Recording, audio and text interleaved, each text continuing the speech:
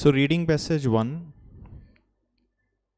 So it's the life and work of Mary Cruy. Okay, so पहले हमें questions करने हैं true and false, true false not given. So इसमें okay 6 questions true false not given है. Then there are blanks.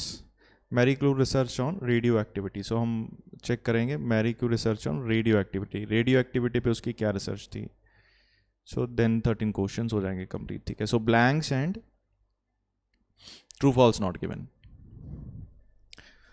So we'll start. Mary Cruz is probably the most famous woman scientist who have ever lived. So ये सबसे famous scientist है. Born Mary Sklodowska in Poland. So Poland में एक particular जगह पे वो born हुई 1867 में. She was famous for her work in radioactivity. तो वो किस लिए famous थी? radioactivity के लिए. And was twice a winner of Nobel Prize. तो वो 2 बार उसको Nobel Prize मिला था. So that is important. Twice. With her husband Perry Crowe and Henry Recolze, she was awarded the 1903 Nobel Prize for Physics and was then sole winner of the 1911 Nobel Prize for Chemistry. ठीक है, 1903 में उसे अपने husband और एक और person था और 2 और पर्सन से उनके साथ उसको नोबेल प्राइज़ मिला था फिजिक्स में. लेकिन 1911 में सोल विनर थी वो केमिस्ट्री में नोबेल प्राइज़ की. She was the first woman to win a Nobel prize. तो वो पहली वुमन थी जो उसको नोबेल प्राइज़ मिला. सो फर्स्ट के आधार पे अगर हमें क्वेश्चन सॉल्व करने हो, Mary husband was a joint winner of both Mary Nobel prize. तो ये फॉल्स हो जाएगा. ये फॉल्स क्यों है? क्योंकि एक बार तो उसे मिला था सबके साथ, लेकिन जो 1911 में उसे सोल विनर थी, वो अकेली विनर थी. So from childhood Mary was remarkable. Mary became interested in science when she was a child. From childhood Mary was remarkable for her prodigious memory, मतलब अच्छी मेमोरी के लिए. And at the age of 16 won a gold medal on competition for her secondary education because her father lost her saving through bad investment. She then had to take a work at it as a teacher. ठीक है, उसको 16 as में उसको gold medal मिला था secondary education में, और वो पहले से उसकी मेमोरी बड़ी अच्छी थी. लेकिन she became interested in science when she was a child. Science में वो इंटरेस्टेड थी, इसमें तो नहीं बताया. तो वो टीचर बन गई क्योंकि उसके फादर की के जाने के बाद उसकी सेविंग ख़त्म हो गई बैड इन्वेस्टमेंट में. Her father lost his savings through bad investment. तो ख़राब इन्वेस्टमेंट से उसके फादर की सेविंग ख़त्म हो गई, उसको टीचर का जॉब करना पड़ा. For her earning she was able to finance her sisters Bronia medical studies in Paris. So वो सिस्टर की अपनी अर्निंग से सिस्टर की स्टडी वो पूरी कर रही थी on the understanding that Bronia would in turn later help her to get an education. So Bronia उसके बाद उसको एजुकेशन देने के लिए हेल्प करेगी. ये बेसिकली उनके जो आपस में उनका अंडरस्टैंडिंग थी. आई होप आपको सिग्नल क्लियर मिल रहा है, कोई ट्रिपिंग नहीं है. सो ठीक है. So Marie became interested in science when she was child के बारे में यहाँ पे बात हुई है, लेकिन ऐसा कुछ मे बी वो इंटरेस्टेड हो भी सकती है, मे बी नहीं भी हो सकती. सो ये हमें कुछ नहीं बताया कि वो इंटरेस्टेड थी कि नहीं, इसलिए not given. Mary was able to attend the Sorbonne because of her sisters financial contribution. Mary stop doing research for several years when her children were born. Mary took over the teaching position her husband had held. Mary's sister Bronia studied the medical use of radioactivity. चलो, okay, so ये तो clear हो गया कि वो बचपन से वो साइंस में इंटरेस्टेड थी. ये गिवन नहीं है. From childhood Mary was remarkable. Okay, तो ये हमें पता है कि उसने अपनी अर्निंग से अपनी सिस्टर को फाइनेंस किया था. तो ये कंडीशन पे कि वो वापस उसे एजुकेशन में हेल्प करेगी. 1891 her this promise was fulfilled and Mary went to Paris and began to study at the Sorbonne. ठीक है, तो ये प्रॉमिस उसने फुलफिल किया, मतलब ठीक है. सो उसकी सिस्टर ने बाद में उसको फाइनेंशियली हेल्प की because of sisters financial contribution. Okay, that was fine, that is true.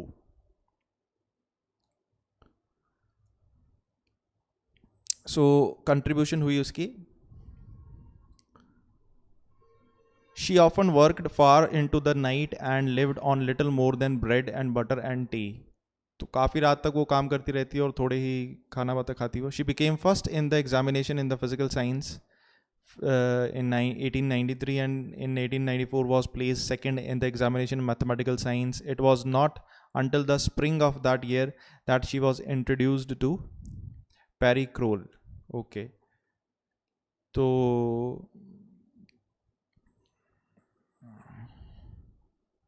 Research के बारे में अभी बात नहीं हुई, ठीक है। सो इतनी इन्फॉर्मेशन हमारी हो गई है कि इससे मिली वो। ओके, सो ये उसका हस्बैंड होगा फिर। देयर मैरिज इन 1895, तो इंट्रोड्यूस हुई इससे स्प्रिंग ऑफ दैट ईयर, मतलब 1894 में जो स्प्रिंग का मौसम था उसमें वो इंट्रोड्यूस हुई अपने हस्बैंड के साथ। The marriage in their marriage in 1895 marked the start of the partnership that was soon to achieve result of world significance। तो उन्होंने फिर इकट्ठे कुछ किया जो उसको बाद में बहुत importance milli. Following Henry Beckwith discovery in 1896 of a new phenomena which Mary later called radioactivity। तो उन्होंने एक इसका फिनोमेना को, मतलब इसकी डिस्कवरी को यूज़ किया जिसको वो बाद में रेडियो एक्टिविटी का नाम दिया उन्होंने। Mary Curie decided to find out if the radioactivity discovered in uranium was to be found in other elements. तो उसका जो बेसिकली उसने डिसाइड किया था कि क्या ये रेडियो एक्टिव हम अदर एलिमेंट्स में हमें मिल सकती है। She discovered that this was true for thorium. हाँ, ये उसने डिस्कवर किया कि ये उसको थोरियम में मिल जाएगी। Marie stop doing research several years after. Okay, so ये तो नहीं है अभी। सो इसकी रिसर्च के बारे में बात हो रही है। So will see. When uranium was discovered to be radioactive, Mary found that the element called dash had the same property. तो उसको दूसरे एलिमेंट में, दैट इज थोरियम, उसमें उसको सेम प्रॉपर्टी मिली। So answer will be thorium, THORIUM।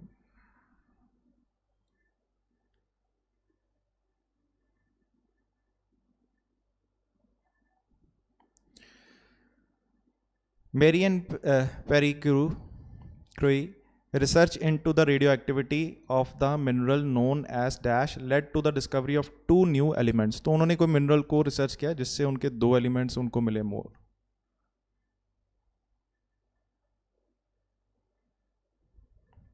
Turning her attention to minerals, okay, she found her interest drawn to pitchblende।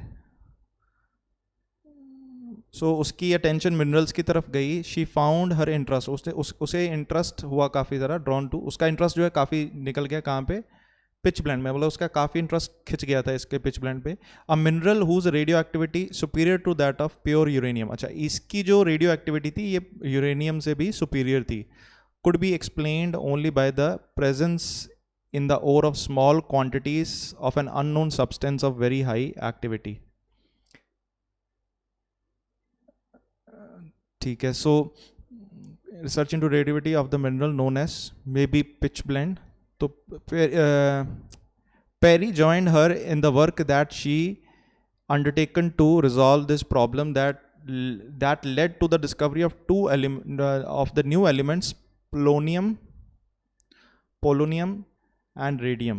ठीक है, तो उसके हस्बैंड ने भी उसको ज्वाइन कर लिया उसकी डिस्कवरी में। तो बाद में उनको कुछ नए एलिमेंट्स मिले, पोलोनियम एंड रेडियम। तो ठीक है, तो स्टार्ट इन्होंने किया था इस मिनरल पर। So that answer is pitchblende, PITCHBLENDE।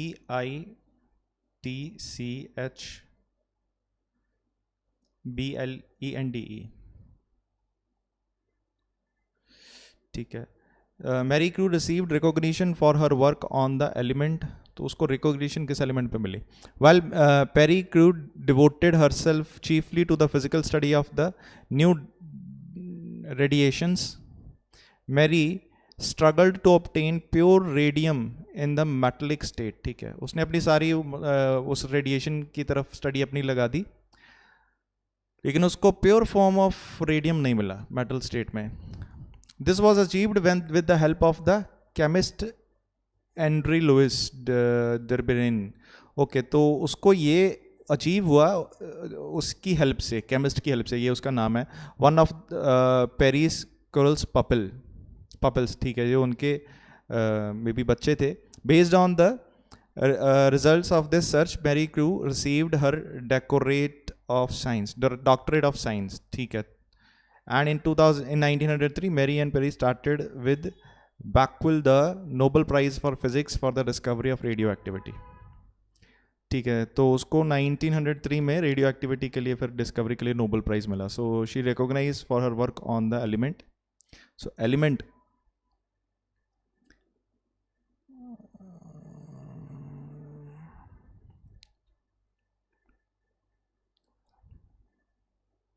Okay, she received उसको काफ़ी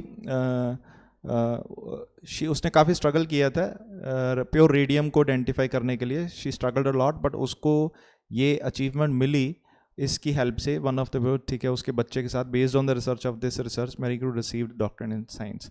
तो उसको साइंस में डॉक्टरेट मिली, ठीक है. सो उसका आंसर था रेडियम, बिकॉज हम वन वर्ड ही यूज कर सकते हैं. So answer is radium. So कौन सा एलिमेंट था? रेडियम. So RADIUM.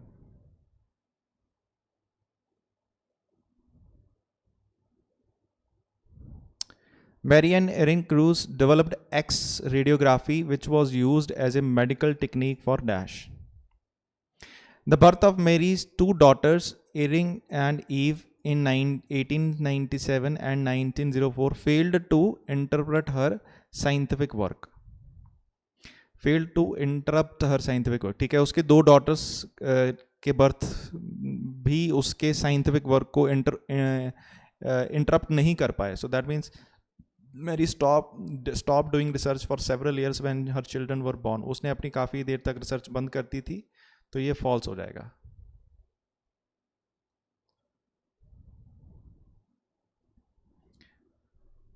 ओके, क्योंकि उसका वर्क इंटरप्ट नहीं हुआ उसके बच्चे होने के बाद भी, दो बच्चे डॉटर्स होने के बाद भी, ठीक है. ये उसने अपने स्टूडेंट के साथ ये अचीव किया था. She was appointed lecturer in physics at this place, nor male superior for girls in Sèvres, France, and introduced a method of teaching based on experimental demonstrations. In December 1904, she was appointed chief assistant in laboratory directed by Perry Crews के husband, ठीक है. तो इसमें basically उसके work के बारे में बताया गया है.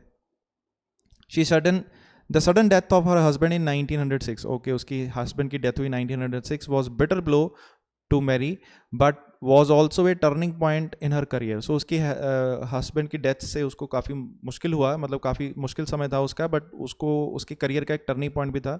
Henceforth she was to devote all her energy to completing alone the scientific work that they had undertaken. तो ये पूरा समय उसने अपना scientific work में गुजार दिया. On May 1906, she was appointed to the professorship that had been left vacant on her husband's death. So 1906 में उसे professorship मिल गई, जो उसके husband के death के बाद जो जगह खाली थी उसके लिए. So Mary took her teaching position her husband had held. So that is true.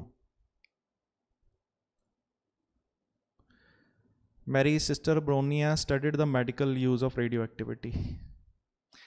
Okay, so becoming the first woman to teach at the Sorbonne in 1911, she was awarded the Nobel Prize for Chemistry for the isolation of pure form of radium. Okay, in 1911 में भी उसको Nobel Prize मिला pure form of radium को निकालने के लिए. सो ठीक है, इसकी वजह से भी उसका आंसर रेडियम आ जाएगा. During World War I, Mary Crew, with the help of her daughters Erin, devoted herself to the development of use of X radiography. ठीक है. So World War I के समय Mary Crew ने अपनी daughter के साथ radio activity के बारे में डेवलपमेंट स्टार्ट की, including the mobile units which came to be known as little Curies, ठीक है, क्यूरिस. तो मोबाइल यूनिट्स भी उसमें इंक्लूडेड हैं, जिसकी जो डेवलपमेंट हुई थी. Use for treatment of bounded soldiers, जो वाउंडेड सोल्जर्स की ट्रीटमेंट के लिए यूज़ किए जाते थे.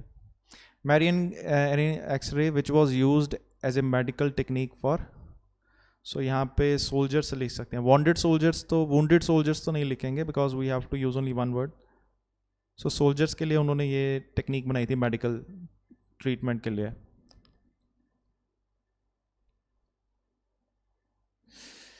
ओके, आई होप आपको ये विजिबल है. थोड़ा ऊपर कर देता हूँ मैं. Bright saw the importance of collecting radioactive material both for research and for cases of dash. In 1918, the Radium Institute, whose staff Erin had joined, began to operate in earnest and became a center for nuclear physics and chemistry. ठीक है, तो वो operate शुरू कर जल्दी उसने operate करना शुरू कर दिया ये इस रेडियम इंस्टीट्यूट ने, और वो सेंटर बन गया न्यूक्लियर फिजिक्स और केमिस्ट्री का. Mary now at the highest point of her fame and from 1922 एक member of the academic of medicine research the chemistry of radio active substance and their medical applications. तो अपने वो fame के highest point पे थी और एक वो मेंबर थी अकेडमी ऑफ मेडिसिन की जो रिसर्च करती थी बेसिकली.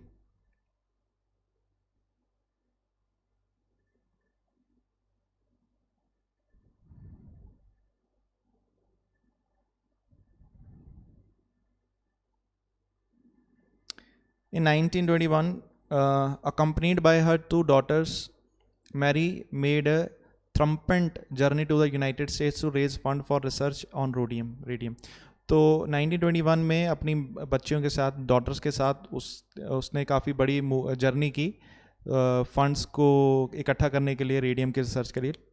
ट्रम्पेंट होता है मतलब उसके जीत मिली उसमें. Women there presented her with a gram of radium for her campaign. So उसने अपने खुद को प्रेजेंट किया एक ग्राम ऑफ रेडियम के साथ अपने कैंपेन में. Mary also give lectures in Belgium, Brazil, Spain and Czechoslovakia, and in addition she had satisfaction of seeing the development of the Curie foundation in Paris. Curie foundation, ठीक है. सो उसने यहाँ सब lecture, यहाँ सब जगह लेक्चर्स दिए और वो काफ़ी सेटिस्फाई थी वो अपनी फाउंडेशन को देख के पेरिस में. And the inauguration in 1932 in Warsaw of the radium institute where her sister Bronia became the director. तो ठीक है, तो वहाँ पे उसकी इनॉग्रेशन हुई जहाँ पे उसकी सिस्टर डायरेक्टर बन गई. लेकिन वो रेडियो एक्टिविटी पे काम कर रही थी कि नहीं ये अभी तक कंफर्म नहीं हुआ. चलो, one of the Marie Curie's outstanding achievement was to have understand the need of to accumulate intense radioactive sources not only to treat illness but also to maintain a abundant supply for research. ठीक है, सो radio activity sources को treat करने के लिए use किया था illness और maintain abundance supply for research. और रिसर्च के लिए भी उसको काफ़ी इसकी ज़रूरत थी. अक्यूमुलेट करना मतलब उसको काफ़ी सारा रेडियम चाहिए था इलनेस को ठीक करने के लिए भी और रिसर्च को जारी रखने के लिए भी, both for research and for the cases of illness. So यहाँ पे हम आंसर लिखेंगे इलनेस.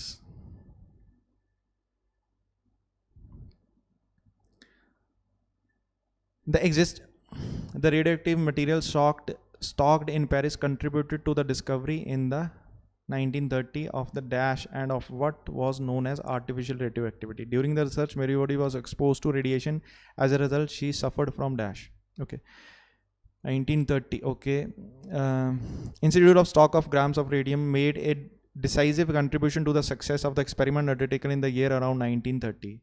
ठीक है, तो काफ़ी इस इंस्टीट्यूट ने काफ़ी काम किया, कंट्रीब्यूट किया 1930 की सक्सेस में, एक्सपेरिमेंट जो किया था उसके सक्सेस में.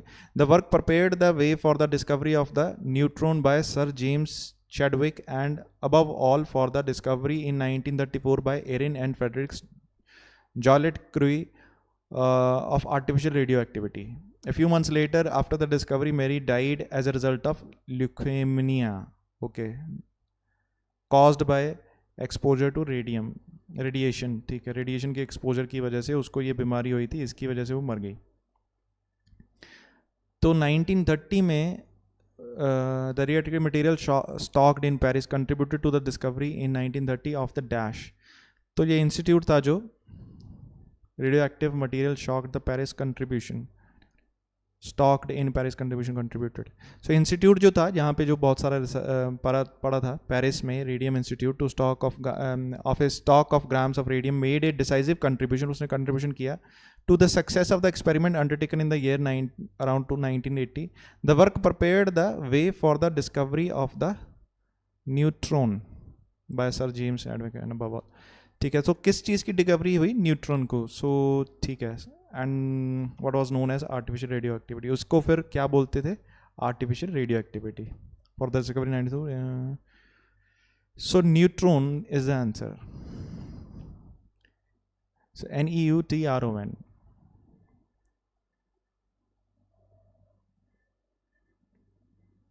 ड्यूरिंग अ रिसर्च, ये किससे इसकी डेथ हुई थी?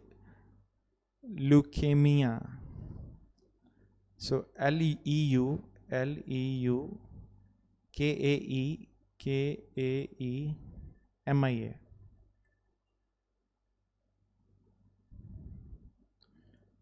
Okay.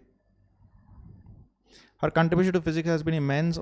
Not only in her work, importance has been demonstrated by her 2 Nobel Prizes, but because of her influence in subsequent generation nuclear physics. So उसका काफ़ी वर्क इम्पॉर्टेंट था, उसको 2 Nobel prize भी मिले. ठीक है, फिज़िक्स और फिज़िक्स के लिए. सो हमारा ये जो क्वेश्चन था कि उसकी सिस्टर ने मेडिकल यूज़ को studied the medical use of radio activity, उसकी सिस्टर ने medical use of radio activity में स्टडी की थी. तो ये दैट इज़ नॉट गिवन, ये हमें गिवन नहीं है.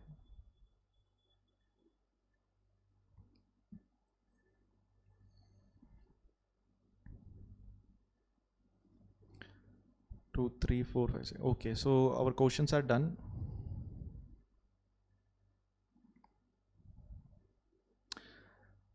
Young children's sense of identity. Second passage. Any letter more than once. Which paragraph contains the following information? So ये information किस paragraph में है? List of researchers. Okay, so यहाँ पे list of researchers दी है. James, Cooley, Lewis and Brooks, Gunn, Mead and Bonson. ठीक है, so हम इनको साथ में consider करेंगे.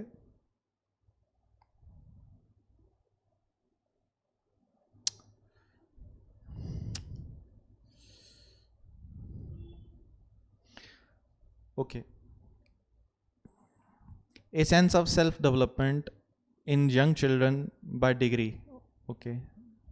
The process can usefully be thought of in terms of gradual emergence of 2 somewhat separate features. तो इस process को हम ये सोच सकते हैं कि ये gradual 2 चीज़ें emerge होती हैं, start होती हैं. What separate somewhat separate features, दोनों के थोड़े different features हैं. The self as subject and self as object. So ये 2 features क्या हैं? Self as subject और self as an object. मतलब अपने आप को subject समझना या object समझना. William James introduced the distinction in 1892. The concept contemporaries of his such as Charles Cooley added to the development debate. ठीक है, तो ये विलियम जेम्स ने स्टार्ट की थी, इंट्रोड्यूस की थी इन 1892, और ये चार्ल्स जो कूली है उसने ऐड किया है इस सब्जेक्ट में, added to the development debate. तो इस डिबेट को फर्दर डेवलप किया. Even since then psychologist have contributed building on the theory. ठीक है, सो चार्ल्स कूले और William James. The sense of identity can never be found without relationship with other people. A child awareness of self is related to the sense of mastery over things and people. At a certain age, children's sense of identity leads to aggressive behavior. Observing their own reflection contribute to the children's self-awareness. So ऐसा कुछ यहाँ पे तो नहीं आया. Basically इनका मतलब क्या है? A sense of identity can never be formed. Sense of identity, खुद की identity नहीं form की जा सकती without relationship with other people. दूसरे जब तक हमारा दूसरों के साथ relationship नहीं बनता, तब हम अपनी sense of identity नहीं समझ सकते. A child's awareness of self is related to sense of mastery over things and people. So child की जो awareness है खुद की, वो उसकी चीज़ों पे और लोगों पे mastery पे बनती है. At a certain age, कुछ एज में कुछ पर्टिकुलर एज में children sense of identity leads to aggressive behaviour. उनकी जो सेंस ऑफ आइडेंटिटी है कुछ मतलब साल में, कोई पर्टिकुलर साल में वो एग्रेसिव हो जाता है behaviour. Observing their own reflection contribute to children's self awareness. ठीक है, अपनी रिफ्लेक्शन को ऑब्जर्व करके वो उनकी सेल्फ ऑफ अवेयरनेस को कंट्रीब्यूशन, मतलब उसकी उनकी सेंस ऑफ अवेयरनेस में कंट्रीब्यूशन मिलता है. An account of method used by researcher in a particular study, a role of in imitation in development of sense of identity. Imitation का मतलब होता है नकल करना. The age at which children can usually identify a static image of themselves, a reason for limitation of scientific research, sense as a subject limitations के reason. Reference of a possible link between culture and particular for the behavior. Culture के बारे में है. Example of wide range of features that contribute to the sense of self as a object. According to James, a child's first step on road to self-understanding can be seen as the recognition of his or her exists. पहला step है वो sense of identity का, self understanding का, कि वो exist करता है, उसको ये पता चल जाता है, रिकॉग्नाइज कर लेता है. This is an aspect of the self. ये कौन सा आस्पेक्ट है सेल्फ का? That he labelled self as subject. तो ये कौन सा आस्पेक्ट है कि वो खुद को लेबल कर देता है self as subject. So James ने बताया. Understanding can be seen as recognition of that he और शी एग्जिस्ट, कि वो एग्जिस्ट करता है, ये सेल्फ एज ए सब्जेक्ट हो गया. James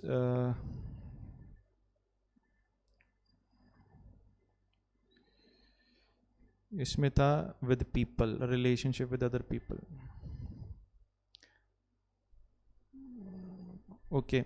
and give it various elements. तो उसको काफ़ी एलिमेंट्स मिलते हैं. These included an awareness of one's own agency, that is one's power to act. ठीक है, इसमें क्या है, उसकी पावर उसे पता लगती है कि मैं एक्ट कर सकता हूँ, कोई भी काम कर सकता हूँ. And awareness of one's distinctiveness from other people. तो उसको ये भी पता लग जाता है कि मैं अलग हूँ बाकियों से.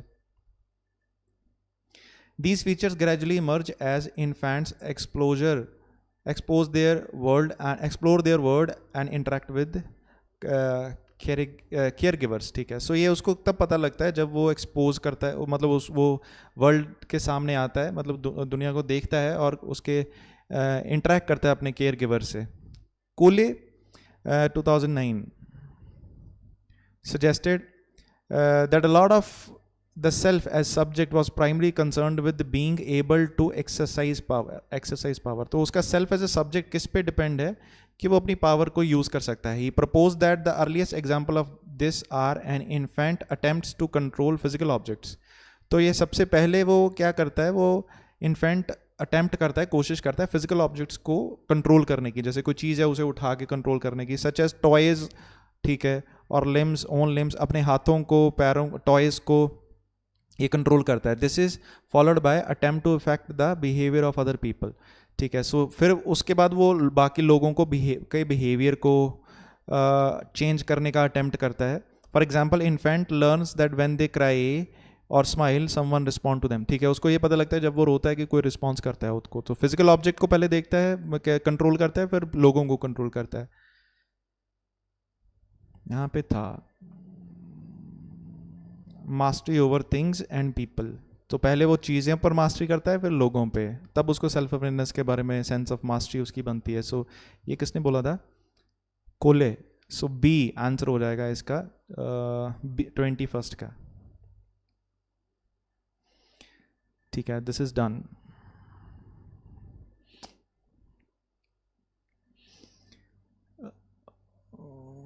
Account of method used by researchers in a particular study के बारे में है. Imitation. Children can usually identify static image of themselves.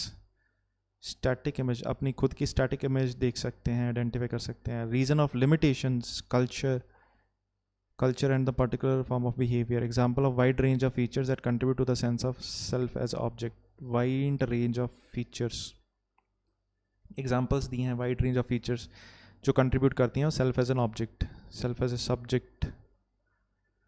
Okay, यहाँ पे सेल्फ एज ए सब्जेक्ट बताया गया है. Another powerful source of information for infants about the effects they can have on the world around them is provided when others mimic them. ठीक है, तो जब दूसरे मिमिक करते हैं उनको, तब उनको another powerful source of information for infant about the effects that they have on the world around them is provided when others mimic them. तो दूसरी उनको जो सेंस ऑफ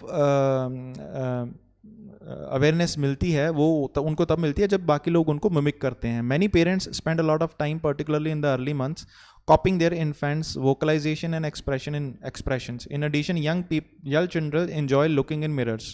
बहुत सारे जो पेरेंट्स हैं वो अपना काफ़ी समय ना अपने बच्चों की आवाज़ को या एक्सप्रेशंस को कॉपी करने में लगाते हैं, मतलब वो कॉपी करते हैं. उसके अलावा young children enjoy looking in mirror, जो बच्चे हैं वो मिरर में देखना पसंद करते हैं.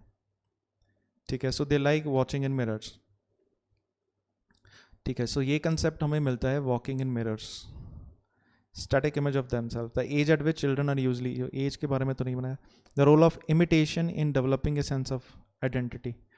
सो fifth, where the movement they can see as dependent upon their own movements. This is not to say that, so यहाँ पे वो मूवमेंट देखते हैं, खुद की मूवमेंट देखते हैं, जैसे वो खुद डिपेंड, उन जो मिरर में मूवमेंट होगी वो किस पे डिपेंडेंट होती है, खुद की मूवमेंट में. जो खुद मूवमेंट करते हैं उनको पता लगता है वहाँ पे भी मूवमेंट हो रही है, उनकी मूवमेंट पे डिपेंडेंट होती है वो movement. However, Lewis and book Jin suggested that infants developing understanding that the moment they see in the mirror are contingent on their own, leading to the growing awareness that they are distinct from other people. ठीक है, सो जो movement वो देखते हैं अपनी mirror में, उससे उनको ये पता लगता है कि उनसे उनकी ये अवेयरनेस बढ़ती है कि वो बाकी लोगों से अलग है. This is because they and only they can change the refraction in the mirror. ये इसलिए होता है क्योंकि वो समझते हैं कि सिर्फ वो ही रिफ्रैक्शन में मूवमेंट चेंज कर सकते हैं और कोई नहीं कर सकता. Aggressive behaviour, reflection, observing their own refraction contributes a child self awareness. ठीक है, सो ये मिरर वाला आ गया 23rd. तो ये बताया था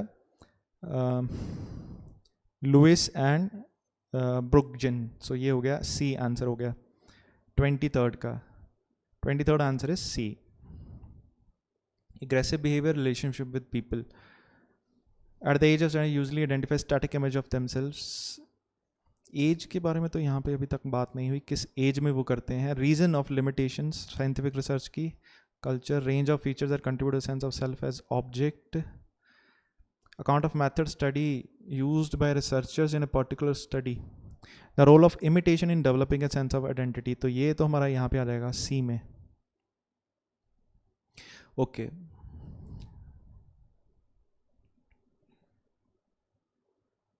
नेक्स्ट चेक करते हैं.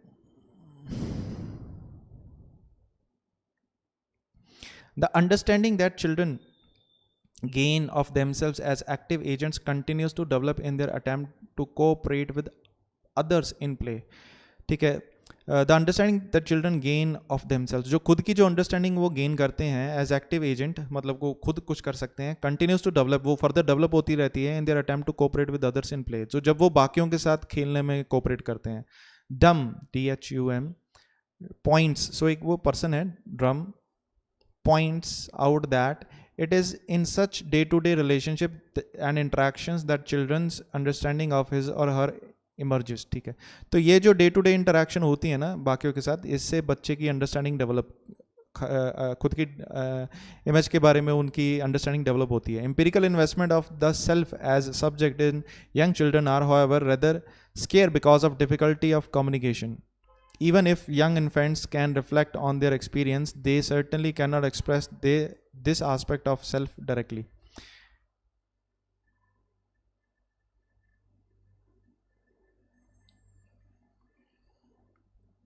So कोई इन्वेस्टिगेशन है इस of self as a subject, इस सेल्फ एज ए सब्जेक्ट पे कोई इंपीरियल इन्वेस्टिगेशन हुई है यंग बच्चों पे, यंग चिल्ड्रंस पे. आर रेदर स्केयर, वो काफ़ी कम है, because of difficulty of communication, communication की डिफ़िकल्टी की वजह से जो ये इन्वेस्टिगेशन है ये अभी इतनी नहीं हुई. स्केयर का मतलब होता है कम होती है. रीज़न फॉर लिमिटेशन, ठीक है, सो कम्युनिकेशन की वजह से, कम्युनिकेशन की डिफ़िकल्टी की वजह से जो ये जो रिसर्च है बच्चों पे, ये अपनी अभी इतनी डेवलप नहीं हुई. तो मे बी ये सोच रहे होंगे कि बच्चों के साथ डायरेक्टली कम्युनिकेट नहीं कर सकते, या फिर वो बच्चे अपना खुद का एक्सपीरियंस नहीं बता सकते, इसलिए. सो 17th आंसर इज डी.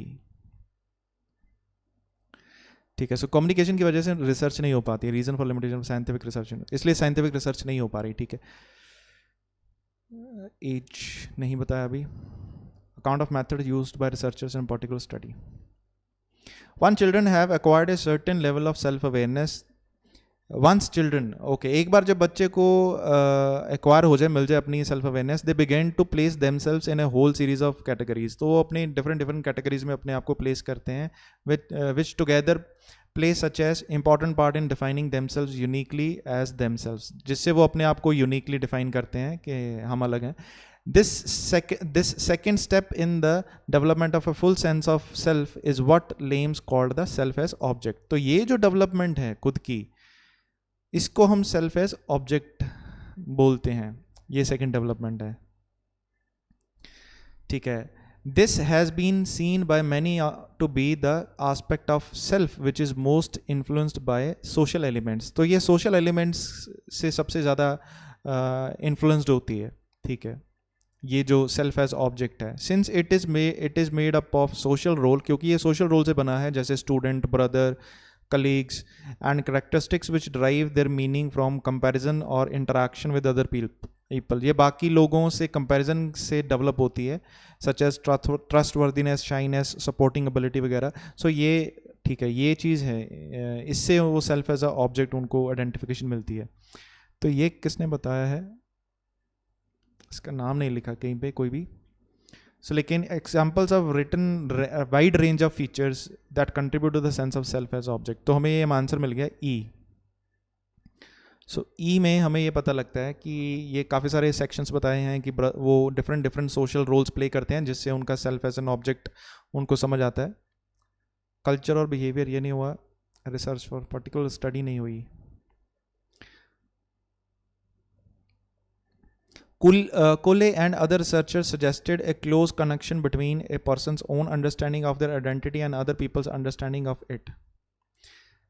ठीक है. सो उन्होंने एक रिलेशन मतलब कूले ने और अदर रिसर्चर्स ने सजेस्ट किया है क्लोज कनेक्शन, जो कि पर्सन्स की ओन अंडरस्टैंडिंग होती है अपनी आइडेंटिटी की, and other people's understanding it, और जो दूसरे लोग इसको समझते हैं उसकी कंपैरिजन किया है. Cooley believed that people build up their sense of identity from the reactions of others to them. जो लोग हैं वो अपनी आइडेंटिटी बिल्ड करते हैं बाकियों के रिएक्शन से, मतलब उसका रिएक्शन मेरे लिए क्या था, उसके हिसाब से मेरी आइडेंटिटी बनेगी कि मैं अच्छा हूँ कि ख़राब हूँ. And from the view they believe others have on them, तो जो वो सोचते हैं कि उनका बिलीव हम पे क्या है उसकी वजह से. He called this the self as object the looking glass self. ठीक है, तो ये उनको बोलते हैं, इसका मतलब है self as object looking glass self, मतलब ग्लास में देखते हैं खुद को, मे बी शीशे में देखते होंगे, मतलब शीशे में मतलब दूसरों के नज़रिए से वो खुद को देखने की कोशिश करते हैं कि वो क्या सोचता है मेरे बारे में, उसकी वजह से उनकी आइडेंटिटी बनती है. Since people come to see themself as they are reflected in others, लोग खुद को ऐसे देखते हैं जैसे वो, मतलब दूसरे क्या सोचते हैं उनके बारे में. Mid went even further and saw the self and the social world as inextricably bound together. ठीक है, तो वो ये जो पर्सन है, कौन था, मीड, तो ये उनको फर्दर एक्सप्लेन करते हैं कि ये एकदम सोशली एकदम बाउंड है टुगेदर लोग. The self is essentially a social structure, ये एक सोशल स्ट्रक्चर है. It arise in social experience, जो सोशल एक्सपीरियंस में ही शुरू होता है. It is impossible to conceive a self arising outside the social experience. तो सोशल एक्सपीरियंस के बाहर हम सेल्फ एक्सपीरियंस कर ही नहीं सकते. Reference of possible link between culture and the particular form of behaviour. Okay, so can never be formed. ठीक है, सेंस ऑफ आइडेंटिटी कभी फॉर्म ही नहीं हो सकती बाकियों के साथ रिलेशनशिप के बिना. ठीक है, सो ये किसने बताया था, डी, मिड. आई होप आपको ये विजिबल है, डी आंसर हो जाएगा, मिड. ओके,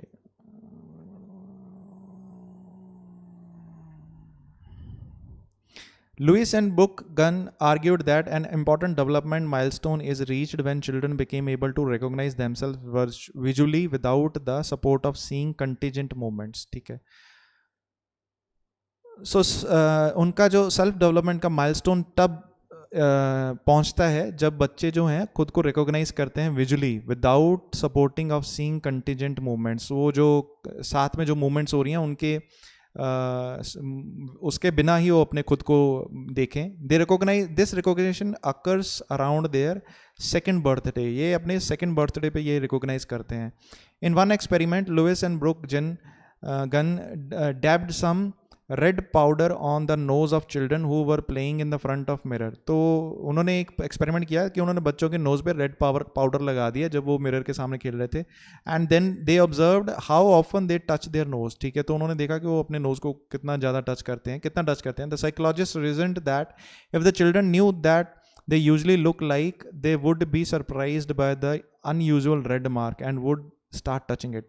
तो जो रिसर्चर है उन्होंने ये देखा कि जो अगर बच्चे को पता हो कि मैं तो ऐसा नहीं दिखता तो ये रेड मार्क कौन सा है, तो फिर वो उसको ऐसे चेक करते हैं टच करके. On the other hand they found that children of 15 to 18 months are generally not able to recognise themselves unless other clues such as movement are present. ठीक है, तो लेकिन जो 15 से 18 महीने के जो बच्चे हैं उनको ये नहीं पता लगता कि अच्छा कि नाक पे कुछ लगा है, अगर जब तक कोई मूवमेंट ना हो या कुछ बताया ना जाए. Amount of method used by researcher in a particular study. So ठीक है, ये कोई एक रिसर्च हुई थी जी में. ठीक है, और ये यहाँ पे भी हम एक आंसर लगा सकते हैं. एग्रेसिव बिहेवियर नहीं आया at certain age. Okay, aggressive behaviour ही बचा है यहाँ पे कौन सा ये हो गया कल्चर और बिहेवियर के बारे में. ठीक है, सो बिहेवियर ही रह गया अभी. 2 questions. Finally, perhaps the most graphic expression of self-awareness in general can be seen in display of rage, which are most common from 18 months to 3 years of age. So जो गुस्सा है उससे हम देख सकते हैं जो 18 महीने से 3 साल के बीच में रहता है बच्चों में. तो ये तो आ गया गुस्से वाली बात. अग्रेसिव बिहेवियर, तो ये एज भी दी हुई है, तो आंसर हो गया इसका. अच्छा, ये किसने बताया? ब्रोसन ई आंसर आ जाएगा ये.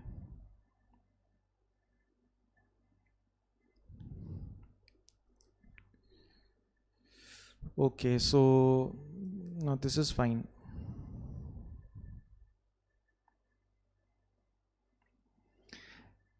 In a longitudinal study of group of 3 or 4 children, Borson found that the intensity of the frustration and anger in their disagreement increased sharply. Rage भी जो गुस्सा होता है, display of rage मतलब गुस्से को दिखाना, तो ये 1 से 2 साल के बच्चों में होता है. Often the children disagreement involves a struggle over a toy that none of them had played with before after the tug of war. ठीक है, तो बेसिकली ये तब पता लगता है जब बच्चे एक दूसरे से जो टॉय है वो खींचते हैं, मगर छीनते हैं, लेकिन उससे कभी खेलते नहीं हैं. The children seems to be disputing ownership. तो उनका जो ओनरशिप पे डिस्प्यूट रहता है rather than wanting to play with it. तो वो खेलना नहीं चाहते उससे, सिर्फ उसको हथियाना चाहते हैं. Although they may be less marked in other societies, the link between the sense of self and ownership is notable feature of childhood in western society. ठीक है, बाकी सोसाइटीज़ में शायद ये इतना मार्क नहीं है, लेकिन वेस्टर्न सोसाइटीज़ में ये ओनरशिप की सेंस इसके साथ काफ़ी अटैच रहती है. Is there anything else? No. Culture and particular behaviour. Reference of possible link between cultures and a particular behaviour. So culture की रेफरेंस तो फिर यहीं पे हो सकती है.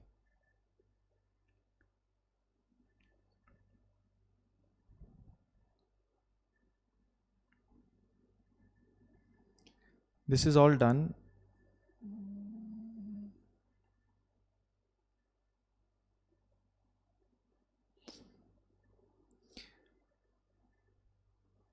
Reference of possible link between culture and particular form of behavior. Okay, culture last portion. ठीक है, सोसाइटीज़. कई सोसाइटीज़ में ये होता है, कई सोसाइटी में although they may be less marked in other societies, the link between sense of self and ownership, it is noticeable feature in the childhood in the western society. ठीक है, वो बोल रहा है कि बाकी सोसाइटीज़ में शायद ही ऐसा हो ना हो, ये लेस मार्क्ड है, मतलब इतना नहीं होता, लेकिन वेस्टर्न सोसाइटी में ही होता है, इसलिए ठीक है. So that's why answer is H. ठीक है, एच.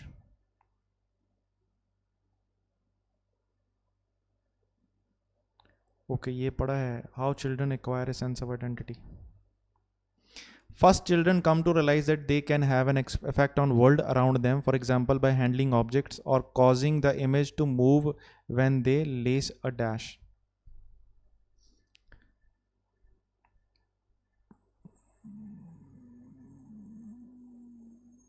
लेस नहीं होगा, फेस होगा. दिस एस्पेक्ट ऑफ, सो बच्चे हैं जो बेसिकली, यहाँ पे फुल स्टॉप नहीं है. फर्स्ट बच्चे हैं जो रियलाइज़ करते हैं कि वो वर्ल्ड को मैनेज कर सकते हैं. They can effect on world, उनका वर्ल्ड पे इफेक्ट होता है around them.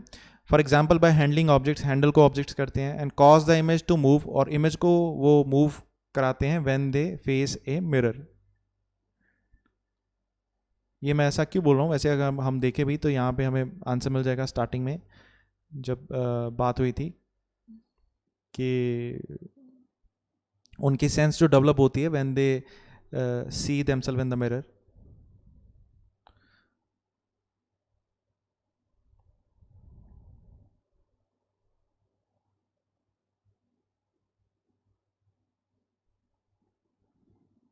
The aspect of self-awareness is difficult to research directly because of dash problems, communication problems.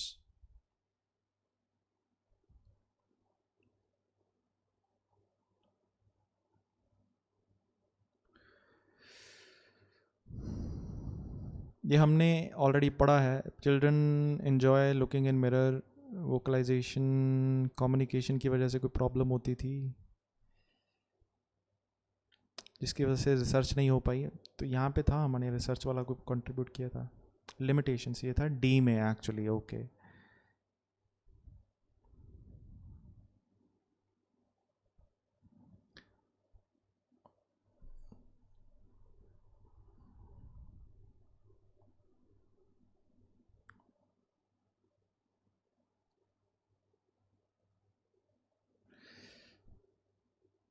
difficulty of communication experience.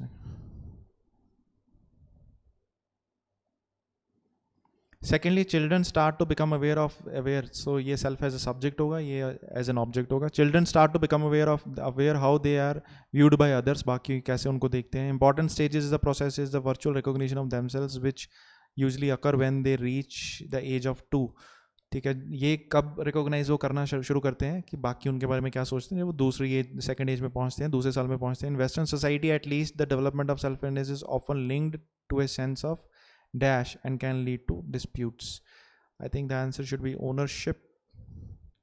First of all, ये कहाँ से आया है?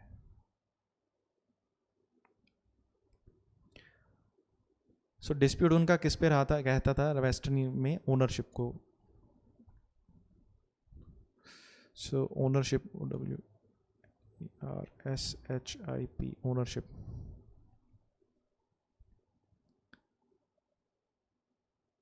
ठीक है, ownership. Reading passage 3, development of museum. I hope हमने 2 घंटे में 47 मिनट्स हो चुके हैं, 40 के ऊपर हो चुके हैं time. The development of museum, the conviction of that historical relics provide infallible testimony about the past is root of the 19th and early 20th century. Conviction होता है belief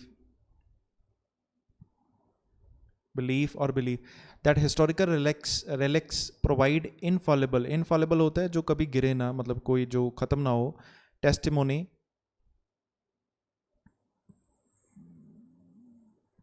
about the past is rooted in the 19th and early 20th century. एक बार पढ़ लेते हैं क्या है.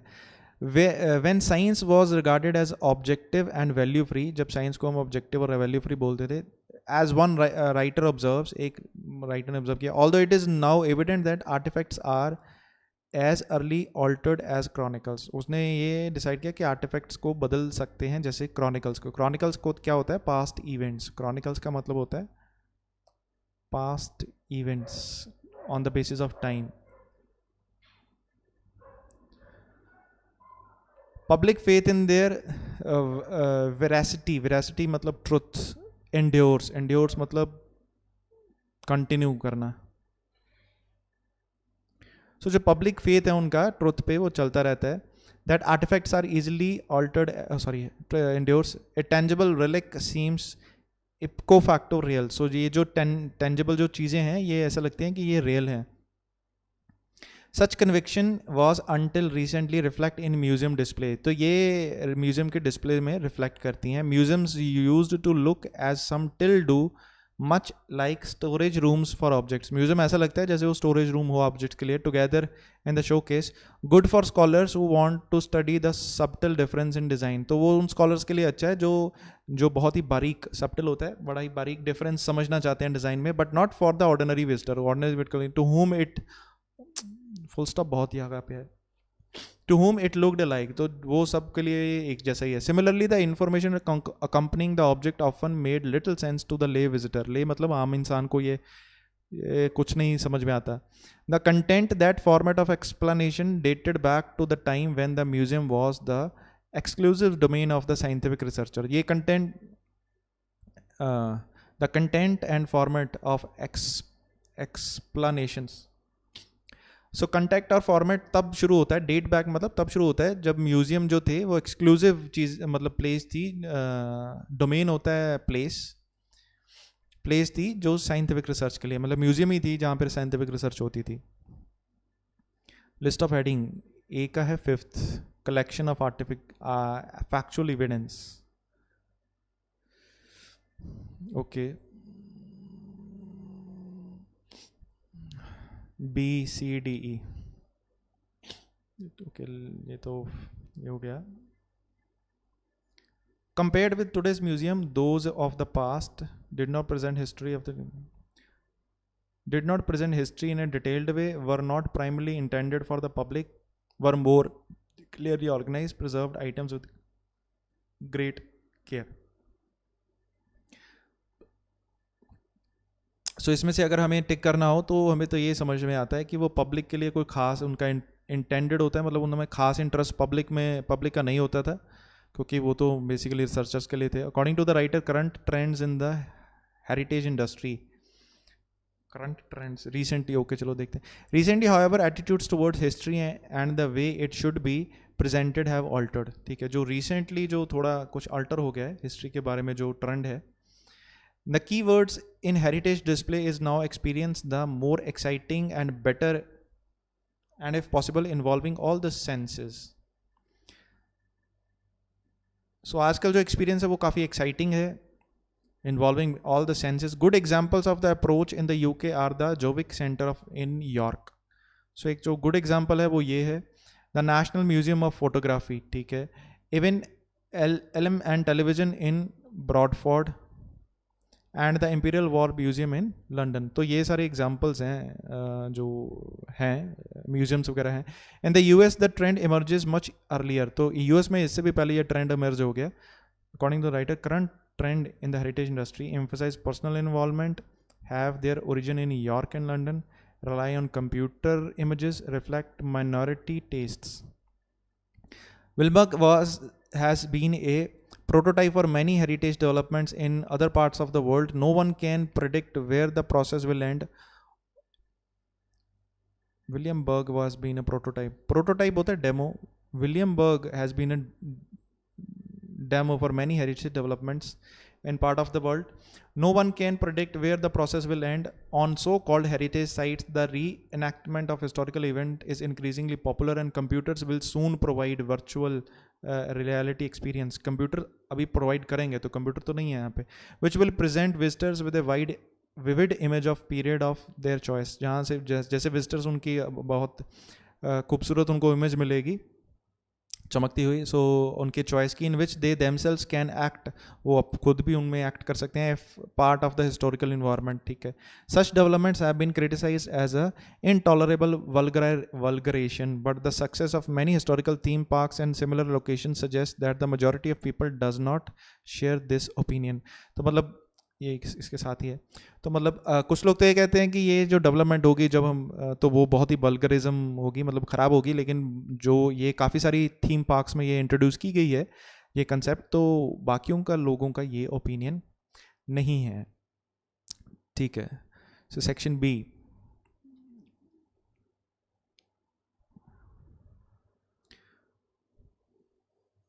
सो हम ये बोल सकते हैं कि उसमें इन्वॉल्वमेंट होगी, पर्सनल एम्फसाइज होगा पर्सनल इन्वॉल्वमेंट पे, लोग खुद पर्सनली उसमें इन्वॉल्व होंगे, ये हमें पूरा इसमें कंसेप्ट में समझ आएगा.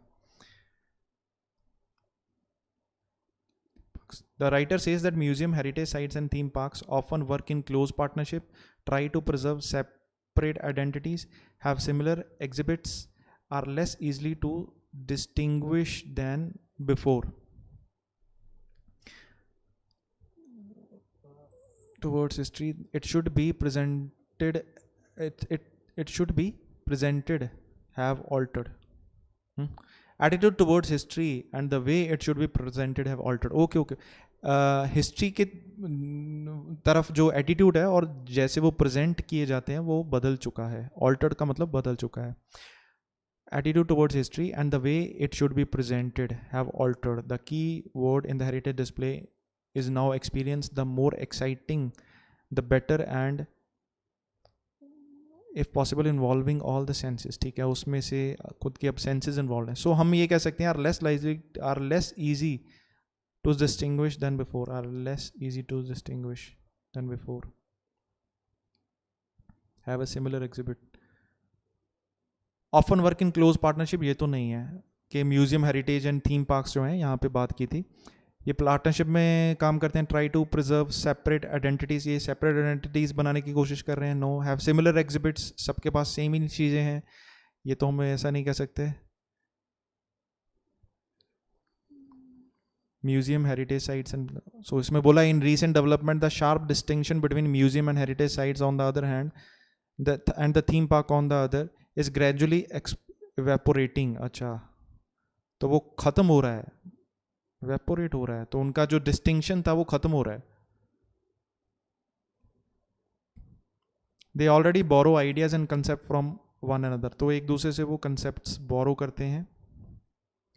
For example, museums have adopted storylines for exhibition sites and have accepted theming as a relevant tool. So वो अपनी storyline से वो exhibition से उठाते हैं, मतलब कैसे बताना है लोगों को क्या हुआ क्या हुआ क्या हुआ, and have accepted theming as a relevant tool. The theme parks are moving towards more authenticity and research-based presentations in zoos. Animals are no longer kept in cages but in great spaces, either in open air or in enormous greenhouses, such as jungles and desert environment. ठीक है, सो animals हैं जो वो अब पिंजरों में नहीं होते, बड़े बड़ी प्लेसेस में होते हैं. इन बर्गर्स जू इन हॉलैंड, ठीक है, ये एक जू है हॉलैंड में. This particular trend is regarded as one of the major development in presentation of natural history in the 20th century. ये सबसे बड़ी डेवलपमेंट है. So writers say that museum, heritage sites and theme parks are less easy to distinguish than before. हम ये answer दे सकते हैं क्योंकि अब उनमें जो डिफरेंस है वो बताना अब मुश्किल है, क्योंकि वो सेम ही कंसेप्ट फॉलो करते हैं. वो पार्टनरशिप में काम करते हैं ये नहीं बोल सकते, वो सेपरेट आइडेंटिटी प्रिजर्व करते हैं नहीं, वो आपस में मैच हो रहे हैं, घुल मिल रहे हैं, उनके पास सिमिलर एग्जिबिट्स हैं, मतलब सबको दिखाने के लिए सेम चीज़ है ये नहीं है, दोनों को दिखाने के लिए सेपरेट चीज़ें हैं. म्यूजियम्स के पास अलग है, जो हेरिटेज साइट्स हैं और थीम पार्क्स हैं उनका काम अलग है, लेकिन उनका डिस्टिंक्शन है जो कम हो रहा है. 35. The writer says that in preparing exhibits for museum experts, true or false? Okay. Museum experts should pursue a single objective, have to do a certain amount of language translation, should be free from commercial constraints, have to balance conflict priorities. चलो एक बार हम B and सी देख लेते हैं. B के लिए क्या है, पैराग्राफ बी जो हमने पढ़ा था एक बार देखते हैं वापस. तो रिसेंटली उन्होंने बताया था कि ये सारा कंसेप्ट चेंज हो रहा है. So B, commercial presence on people in charge, mixed views on current changes to museum, mixed views तो नहीं है. Interpret the fact to meet visitors expectations, ठीक है. The international dimension, collection of factual evidence, fewer difference between public attractions, current reviews and suggestions.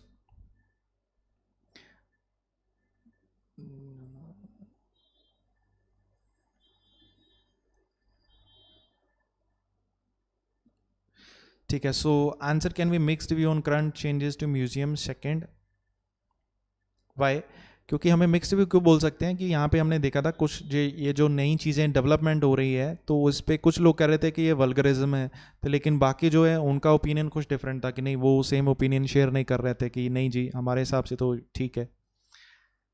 Paragraph सी था, यहाँ पे हम पहुँचे थे. जो डिस्टिंक्शन है वो कम हो रहा है, एक दूसरे के कंसेप्ट को चूज कर रहे हैं. Interpreting the facts meet visitor expectations.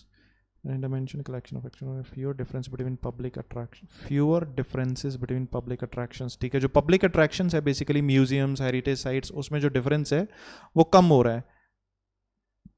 ये हम ऐसा क्यों बोल रहे हैं? क्योंकि एक्चुअली हम अगर देखें तो इसमें यही बताया कि उनका जो कंसेप्ट है, they already borrow ideas and concept from one another. तो एक दूसरे से वो आइडियाज बोरो कर रहे हैं. Is gradually अवेपोरेटिंग. एवेपोरेट होना है, खत्म होना. तो ये जो उनकी डिस्टिंक्शन है वो खत्म हो रही है, इसलिए हम बोल रहे हैं कि वो पब्लिक अट्रैक्शन के जो फ्यू डिफरेंसेस हैं उनके पब्लिक अट्रैक्शंस के, मतलब ये जो सारे थीम पार्क्स वगैरह होते हैं इनका डिफरेंस कम हो रहा है. ठीक है. डी हम पढ़ेंगे. Theme parks are undergoing other changes too. तो थीम पार्क्स में बाकी चेंजेस भी हो रही हैं. They try to present more serious social and culture issues. ठीक है, तो सीरियर और कल्चर इश्यूज वो प्रेजेंट करने की कोशिश कर रहे हैं. And move away from fantasy. Fantasy से दूर जा रहे हैं, मूव अवे फ्रॉम फैंटेसी. ठीक है. This development is responsible for market forces and all the museums and heritage sites have a special rather distinctive role to fulfil. ठीक है. ये किसके रिस्पॉन्स में है? मार्केट फोर्सेस के रिस्पॉन्स में है. मतलब मे बी शायद मार्केट कुछ और चाहती है, उसके हिसाब से ये चेंज हो रहे हैं. All the museums and heritage sites have a special, rather distinct role to fulfill. They are also operating in a very competitive environment. हालांकि थीम जो हेरिटेज साइट्स हैं, म्यूजियम वगैरह हैं, इनका काम डिफरेंट है, लेकिन इनको भी कंपटीशन फेस करना पड़ रहा है. Where visitors make choice to who and where to spend their free time. कि विजिटर्स कहाँ जाना चाहते हैं, इसकी वजह से इनको भी कंपटीशन फेस करना पड़ता है. Heritage and museum experts do not have to invent stories and recreate historical environments to attract their visitors. Their assets are already in play. So जो हेरिटेज और म्यूजियम्स के एक्सपर्ट्स हैं उनको स्टोरीज इन्वेंट नहीं करनी चाहिए, दोबारा कोई नई स्टोरी नहीं बनानी चाहिए, हिस्टोरिकल इवेंट्स को रिक्रिएट नहीं करना चाहिए. उनके पास अट्रैक्ट करने के लिए विजिटर्स को उनके पास अपनी एसेट्स पहले से ही हैं.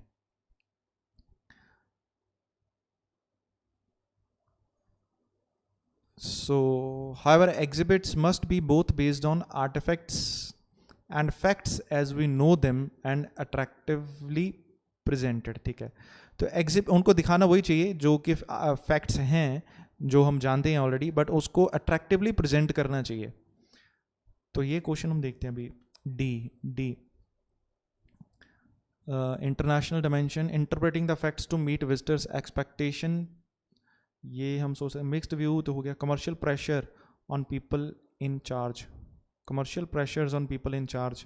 International dimensions. Connection of factual evidence. Fewer difference between current reviews and suggestions.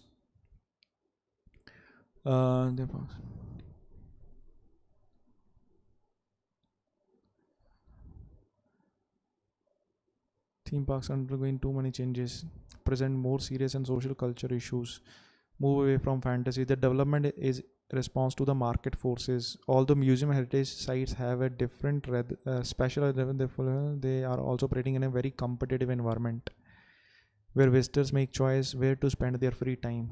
Commercial pressure on people in charge. Interpreting the facts to meet visitors' expectation. नहीं. So answer should be first. D का. So ये क्यों? एक बार हम next paragraph पढ़ते हैं. ये इसलिए क्योंकि एक्चुअली ये सर्वाइव करने के लिए, क्योंकि लोग कहाँ पे स्पेंड करते हैं उन पे अभी कमर्शियल प्रेशर जो है, जो थीम पार्क्स हैं वगैरह, उन पे सब पे ये कमर्शियल प्रेशर आ रहा है कि मतलब क्या करें वो. It could be claimed that in order to make everything in heritage more real, historical accuracy must be increasing altered. It could be claimed that in order to make everything in heritage more real, तो ये claim किया जा सकता है कि जो भी heritage में जो भी real है उसको ज़्यादा real बनाने के लिए historical accuracy must be increasingly altered. Historical accuracy को alter किया जाना चाहिए. For example, Prithucanthropus erectus is depicted in an Indonesian museum which Malay facial features because this corresponds to public perceptions. Similarly, in the Museum of National History in Washington, Neanderthal man is shown making a dominant gesture of his wife. Such presentations tell us more about contemporary perception of the world than about our ancestors. There is one compensation. However, for the professionals who make these interpretations, if they did not provide the interpretation, visitor would do it for themselves based on their own ideas, misconception and prejudice. And no matter how exciting the result, it would contain a lot of bias. It would contain a lot of bias that the presentations provided by expert. ठीक है, तो ये claim किया जाता क्या किया जा सकता है कि हेरिटेज साइट्स को मोर रियल बनाने के लिए हिस्टोरिकल एक्यूरेसी में कुछ ऑल्टर किया जा सकता है. फॉर एग्जांपल, ये जो प्लेसेस हैं, ये इंडोनेशियन म्यूजियम डिपिक्ट करता है with male facial features because this correspondence to the public perception. ठीक है, क्योंकि वो लोगों की परसेप्शन के हिसाब से ठीक बैठता है, क्योंकि वहाँ पे जो जैसे लोग हैं, जैसे वो सोचते हैं, उनके हिसाब से वो सही है. सिमिलरली जो नेशनल म्यूजियम है वाशिंगटन में, वहाँ पे शो किया जाता है dominant gesture of his wife. ठीक है, उसमें इस मैन को शो किया जाता है जो कि डोमिनेंट जेस्चर शो करता है अपनी वाइफ का. Such presentation tell us more about contemporary perceptions of the world. तो ये जो चीज़ें हैं, ये हमें वर्ल्ड की परसेप्शंस, मतलब सोच के बारे में बताते हैं. देन अबाउट अवर इंसेस्टर्स, हमारे इंसेस्टर्स के बारे में नहीं बताते, जो आज के लोग हैं उनकी सोच के बारे में बताते हैं. फॉर द प्रोवाइड, यहाँ पे एक कंपनसेशन है for professionals who make these interpretations. If they do not provide the interpretation, visitor would do it for themselves. अगर वो खुद उसको इन चीज़ों की इंटरप्रिटेशन नहीं देंगे, तो विजिटर्स जो वहाँ पे जाएंगे वो खुद ही अपने आप उनकी इंटरप्रिटेशन कर लेंगे. इसका मतलब क्या है? अपने आइडियाज़ के साथ, मिसकंसेप्शंस के साथ और प्रेजुडिस के साथ. प्रेजुडिस मतलब होता है जो उनकी प्री कंसेप्चुलाइज, पहली से उनकी कोई धारणा बनी हो उसके बेस पे, तो वो कोई चीज़ को देख के खुद ही सोच लेंगे कि अच्छा ये इसका मतलब ये है. And no matter how exciting the result, it would contain a lot of bias than the presentations provided by experts. ठीक है, तो वो बोले रिजल्ट कितना भी एक्साइटिंग हो, मतलब कैसा भी हो आंसर, लेकिन जो एक्सपर्ट्स की जो प्रेजेंटेशन होगी, लेकिन उसमें लोगों का बायसनेस होगा ही, कि लोगों की खुद की सोच उसमें इन्वॉल्व होगी. So interpreting the facts to meet visitors expectations. ठीक है, सो इसलिए हम ये आंसर थर्ड दे सकते हैं ई में, कि जो प्रोफेशनल्स हैं उनको जो इंटरप्रेट करना पड़ेगा, तो वो विजिटर्स की एक्सपेक्टेशंस को मीट करना पड़ेगा. ठीक है, नहीं तो वो खुद से अपनी इंटरप्रिटेशन कर सकते हैं. एफ के बारे में यहाँ पे नहीं पूछा है. Okay, so this is done. ये क्वेश्चंस हो गए थे. We have to solve it 35. In paragraph E, so check करते हैं ऊपर पैराग्राफ ई में, the paragraph E, the writer suggest that some museums exhibit. तो जो राइटर है वो बोल रहा है कि कुछ जो म्यूजियम्स है जो वो दिखाते हैं fall to watch visitors expectation, वो एक्सपेक्टेशंस विजिटर्स की पूरी नहीं कर पाते. Are based on the false assumptions of professionals, वो प्रोफेशनल्स की जो गलत अजम्पशंस हैं, मान्यता है, उस पर बेस्ड है. Reveal more about present beliefs than about the past, वो प्रेजेंट बिलीव्स के बारे में ज़्यादा बताते हैं पास्ट के बारे में. यस, पास्ट की बजाय. Allow visitors to make more use of their imagination, तो वो अलाउ करते हैं कि विजिटर्स अपना हिसाब से सोचो, अपना इमेजिनेशन यूज़ करो कि क्या मतलब है इसका. So will I see with C. So 35 answer is C. Actually हमें अगर यहाँ पे देखें ध्यान से, तो उन्होंने बताया था कि ये जो अपने हिसाब से जो मतलब हर एक म्यूजियम में एक पर्टिकुलर वो चीज़ जो दिखा रहे थे, सो उसका रीज़न ये था कि exhibits must be both based on facts and fact know them.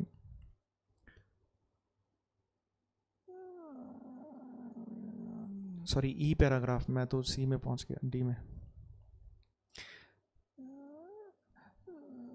Such presentations tell us more about contemporary perceptions of the world than about our ancestors. ये जो presentations थी, ये हमें प्रेजेंट जो वर्ल्ड है उसकी सोच के बारे में बताता है, ना कि हमारे पूर्वजों की सोच के बारे में.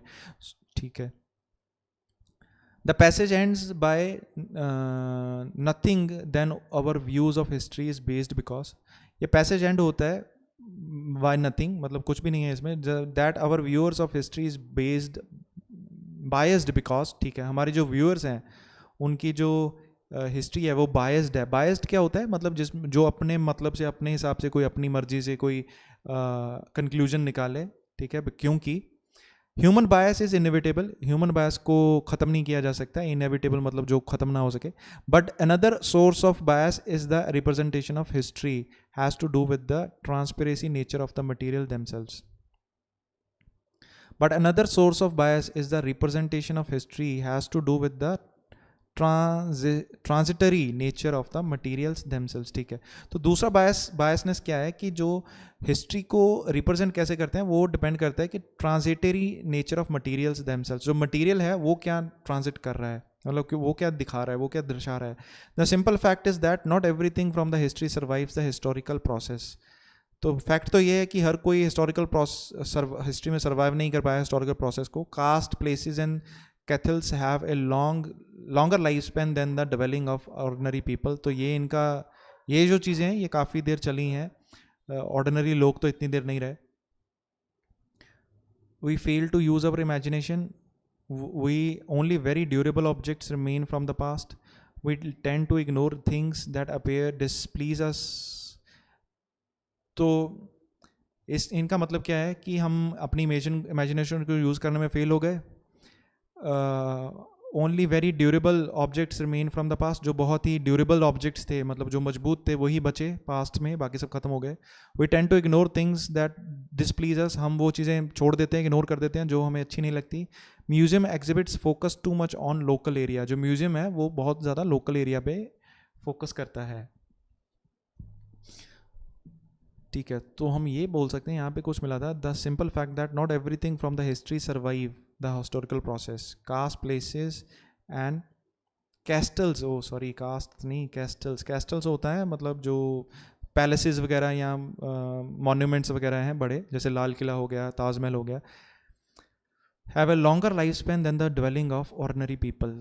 ठीक है, ड्वेलिंग्स होते हैं जो घर हैं लोगों के, प्लेसेस हैं जो लोगों की. ऑर्डिनरी लोगों से ये जो चीज़ें हैं ये ज़्यादा देर चली हैं. The same applies to famishing and other contents of the premises in towns like Linden in Holland, which in the 17th century was occupied by approximately the same number of inhabitants as today. ठीक है, Holland में उतने ही लोग थे जहाँ पहले जितने आज हैं. People lived within the walled town. वो एक वॉल्ड टाउन में, जहाँ दीवार वाले टाउन था, वहाँ पे रहते थे. An area more than 5 times smaller than the modern London. जो वो एरिया जो आज का जो टाइम है उससे 5 गुना कम था. In most of the houses several families live together in circumstances beyond our imagination. यहाँ पे लोग ऐसे रहते थे जो हम सोच भी नहीं सकते. Yet in museums line period rooms give only an image of the lifestyle of the upper class of that era. फिर भी जो म्यूजियम है वो सिर्फ उसी को रोशनी देते हैं, मतलब उसी को शो करते हैं जो अपर क्लास था उस एरा में. No wonder that people who stroll around exhibitions are filled with nostalgia. The evidence in museum indicates that life was no much better in the past. ठीक है, notion is induced by the bias in its representation in museums and heritage centres. तो मतलब वहाँ पे जो show किया जाता है उसमें भी बायसनेस है. हिस्ट्री बायस्ड क्यों है? Because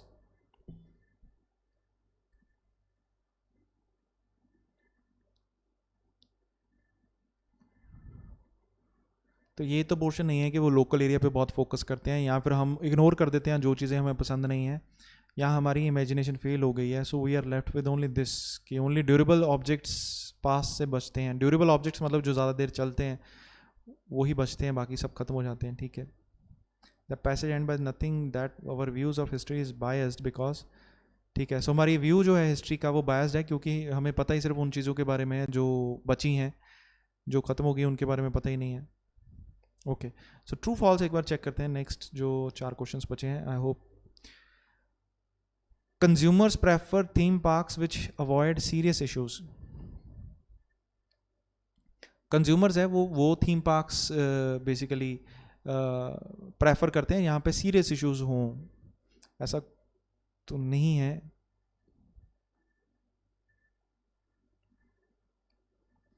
theme parks are undergoing other changes to try to pleasant more serious and social and cultural issues and move away from the fantasy.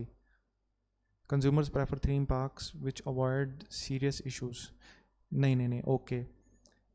तो ये क्यों गलत है? क्योंकि यहाँ पे हमें बताया था कि जो थीम पार्क्स हैं वो अपने आप को शिफ्ट कर रही हैं.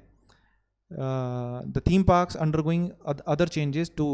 They try to present more serious social and cultural issues and move away from fantasy. So नहीं, तो ये तो गलत हो गया. तो कंज्यूमर की वजह से ही वो कर रहे होंगे, सो ये फॉल्स हो जाएगा.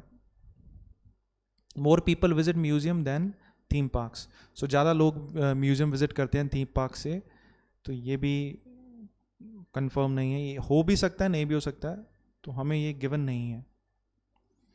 The boundaries of Leiden have changed little since the 17th century. So ये फॉल्स हो जाएगा क्योंकि जो बाउंड्रीज हैं उन्होंने बोला था कि 5 गुना कम थी. मतलब जो प्रेजेंट लेडन की जो जगह है उससे 5 गुना कम छोटी जगह पे वो रहते थे 17th century में.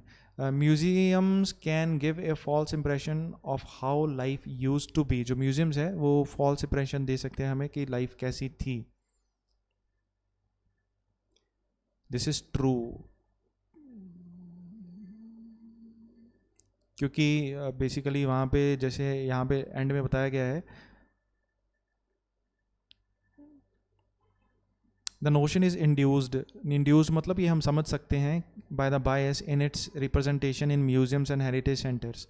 तो the evidence is museum indicates that life was so much better in the past. तो म्यूजियम हमें बताते हैं कि लाइफ कितनी अच्छी थी पास्ट में, लेकिन ये ऐसा नहीं है.